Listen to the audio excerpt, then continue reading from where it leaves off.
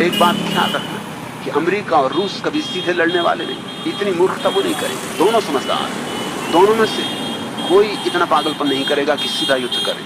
वो हमेशा किसी और की भूमि पर लड़ेंगे। युद्ध होगा तो चीन और भारत में होगा, और चीन ने जो जमीन पर कब्जा कर लिया है भारत की, वो यूं ही नहीं कर लिया, वो खास उस जमीन पर कब्जा किया है जिसके माध्यम से वो पाकिस्तान से जुड़ गया। चीन ने इस बीच पाकिस्तान तक रास्ते बना लिए। जिस जमीन पर कब्जा किया उस पर कब्जा करने का कारण ही यही था, ताकि पाकिस्तान और चीन के बीच रास्ते का संबंध हो जाए। अब चीन और पाकिस्तान जुड़े हुए, इस खतरे से अगर बचना हो तो जितनी शीघ्रता से हो सके उतनी शीघ्रता से, व्यर्थ की बकवास में न पड़ के अणु शस्त्रों और नए नए प्रक्षेपास्त्रों का निर्माण करना हमें शुरू कर